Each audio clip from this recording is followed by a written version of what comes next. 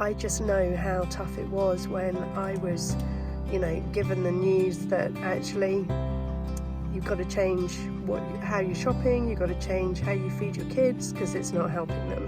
The biggest thing that I wanted for my kids was to just make sure that whatever was in the lunchbox, that they were actually going to eat it and it wasn't going to upset their tummies and they were going to be happy, healthy kids at the end of the day.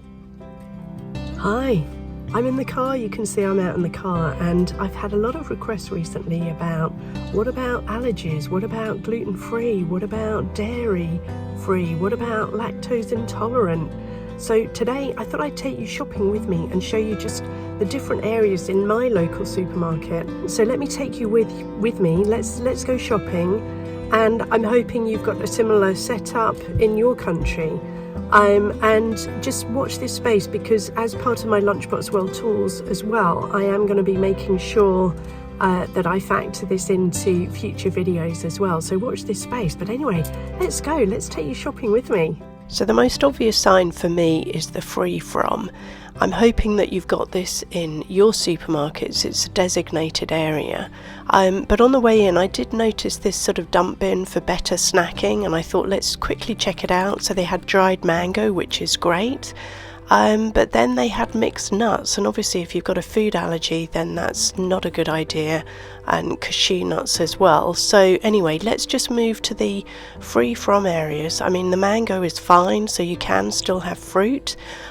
So I'm in the dairy aisle, and I just wanted to show you there is a huge array of fresh cartons of either oat or coconut. So my son, he liked the coconut milk, and my daughter, she liked the almond milk. So we tried out a lot of it, and we tried out the so many different flavors, because there are subtle differences. There's soya as well, and the other sort of ways to find it is it's either says free from or dairy free. So you have to check the labeling, you have to check the packaging. So you can see here this is almond based, and it's just working out, sussing out all the flavors. And it's trial and error at the start, and this was a huge shift for me when I discovered two of my kids were IBS, and they were they needed to be gluten-free and they were lactose intolerant. So I'm now in the long life area, and actually for my son, he much preferred the coconut milk that was long life. Again, it's so you can see it right down at the bottom of the shelving there, and it is more expensive, but I suppose the beauty of the long life is that it's going to last longer, whereas the chilled doesn't last so long. So again, this is the free from section in my local supermarket. So you've got the equivalent of the pasta, you've got the own label, you've got different brands, so do look out for Shah. We have a lot of this in the UK. You've also got the Eat Real brand. You've got Genius in terms of breads. As you can see, there's quite a lot of naan as well, the oat cakes. And yeah, Shah have got these really cheeky little wild biscuits, which I thought was super fun. So I think it's just kind of flipping it in your head and sort of seeing, what is out there, because I know when you're told, oh, they can't have this, that and the other, you feel all the doors are just slammed shut in terms of what they can't have. But there's so much that they can still have, and I suppose with mine I tried to make it a bit of a game to see, okay, let's just try, let's take it as a bit of an adventure, a game of trying these different crackers, and then it's just keeping the checklists and things of what they do like, what they don't. So Crimbles is another brand for us. I've already mentioned Genius. And then I've noticed the bigger brands, you've got the own labels. So Tesco, the supermarket, they've got their free from, the bread ranges, and you can see on the packaging as well, they clearly denote whether it's gluten-free, dairy-free. So they do signpost things, but again, do the checks for yourself. You're going to have to try a lot of different foods. So Warburton's is a big bread brand, or baking brand in the UK, and you can see they've launched a whole load of different gluten-free.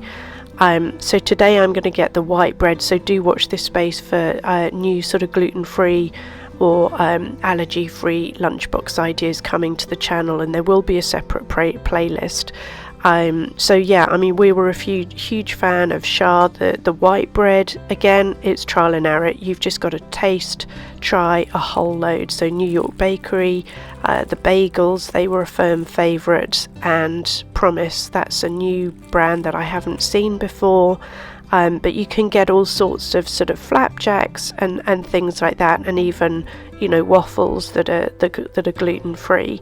So I think, you know, one door closes and another door opens. So yeah, gluten-free, wheat-free and milk-free. And you know, you are going to start looking, sorry about that, you are going to start looking at all the ingredients on the back and just see what's in them and what you can and can't have.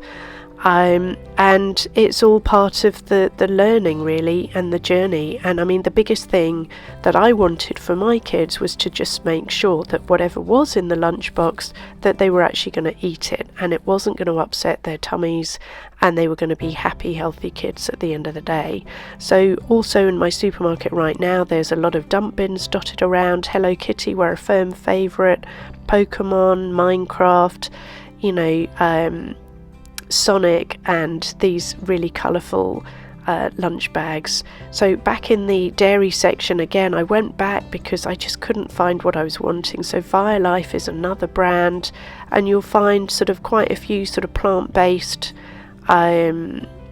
cheeses and spreads and things like that. So yeah, watch this space. My next lunchbox idea is going to be using these lentil chips as part of the sort of snack in them. But that's a sort of whistle-stop tour of my local supermarket.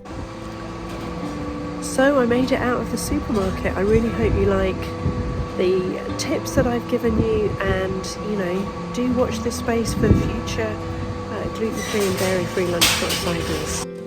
Okay, so I'm back in the car, and I just wanted you to let me know, comment below if you found this video helpful. Let me know if you want more videos like this, more tips, more tricks, more things that I learned, and you know, where to actually find the foods and how to navigate it. Then just let me know in the comments below. I'm here to help, here to serve you. And I just know how tough it was when I was, you know, given the news that actually you've got to change how you're shopping, you've got to change how you feed your kids because it's not helping them. So really hope this is useful. Really hope, really hope that it's meaningful. As you can see from my local supermarket, they've totally changed it around. They used to have a designated area in the what I call the dairy aisle.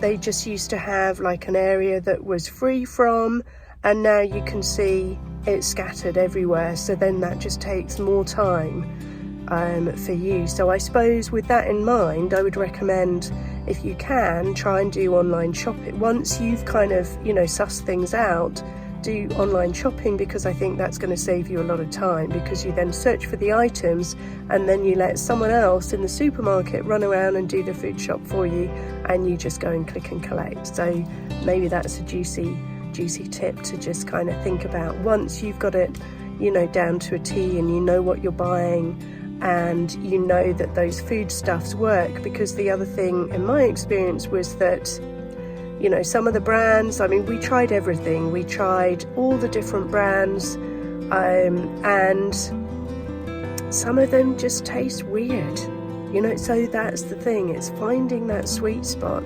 It's finding the things that will get eaten in the lunchbox, because you don't want to just, you know, buy everything. And you can see from the prices as well that things are more expensive when they're gluten-free, dairy-free, you know, so that's another thing to factor in. So really hope this is helpful, and if you like this video, I think you're going to like these ones next. See you in the next video. Thank you so much.